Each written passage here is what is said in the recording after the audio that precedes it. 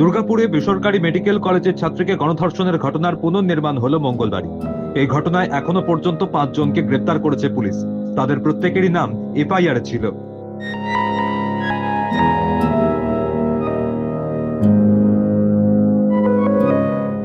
মঙ্গলবার সকালে তদন্তে নেমে ধৃতদের মধ্যে 2 জন শেখ নাসির উদ্দিন ও শেখ রিয়াজ উদ্দিনকে নিয়ে পুলিশ পৌঁছায় বিজারা গ্রামে, তাদের বাড়িতে। তদন্তকারীরা সেখান থেকে উদ্ধার করেছেন কিছু পোশাক, যা শুক্রবার অর্থাৎ ঘটনার রাতে অভিযুক্তরা পরেছিল।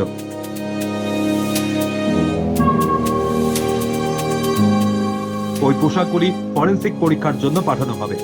একই সঙ্গে জানা গিয়েছে মঙ্গলবার দুপুরে ধৃত 2 জনকে নিয়ে পুলিশ ঘটনাস্থলে যাবে সেই রাতের ঘটনার পুনর্নির্মাণের জন্য।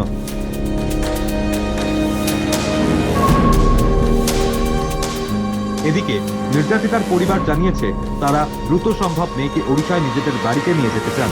তরুণী বর্তমানে হাসপাতালে চিকিৎসাধীন।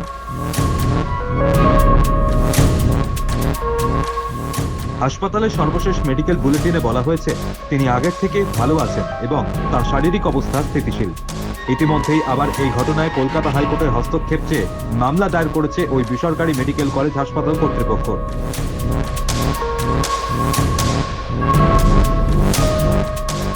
মঙ্গলবারই শুনানির সম্ভাবনা পুজো অবকাশকালীন বেঞ্চে। কলেজে পরীক্ষা চলছে, বাইরে অনেক মানুষের জমায়েত। সেই প্রেক্ষিতেই কোনো অপ্রীতিকর ঘটনা এড়াতে কলকাতা হাইকোর্টে হস্তক্ষেপ চেয়ে আদালতের দ্বারস্থ বেসরকারি হাসপাতাল কর্তৃপক্ষ।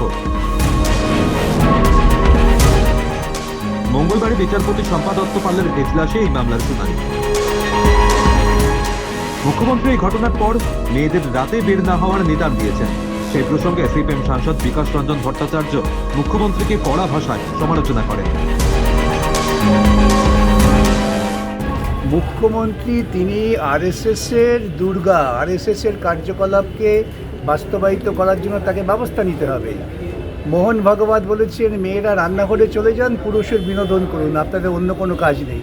তো সেটাকে বাস্তবায়িত করতে গেলে পরে প্রশাসনিক স্তরে এ রাজ্যের মুখ্যমন্ত্রী শ্রেষ্ঠ অস্ত্র আরএসএসের, তাই তিনি নিদান দিচ্ছেন। এটা নতুন দেননি। যখন আরজিকর হাসপাতালে ঘটনা ঘটলো তারপর তারা বলেছিলেন যে মেয়েদের রাত্রিবেলা ডিউটি দেবো না, সুপ্রিম কোর্ট ধমক দিয়েছিল, তখন আবার সংশোধন করে দিয়েছিল। মমতার এটা পরিকল্পনা, যার ফলে দেখবেন ধর্ষণ নিয়ে উনি যে সমস্ত মন্তব্য করেছেন ধারাবাহিকভাবে প্রত্যেকটা মন্তব্যে একে অপরের সঙ্গে সাযুজ্য আছে। সর্দি কাশি যেমন হয় তেমন ধর্ষণ হবে, ধর্ষণ হলে ক্ষতিপূরণ দিয়ে দেবেন, এটা ওদের ব্যবসায়িক সম্পর্ক। রাজ্যের মুখ্যমন্ত্রী তো মানবিক দিক থেকে নারীদের সুরক্ষার পক্ষে কখনো কোনো বক্তব্য রাখেননি, অতএব এটা হঠাৎ নয়, খুব পরিকল্পিত।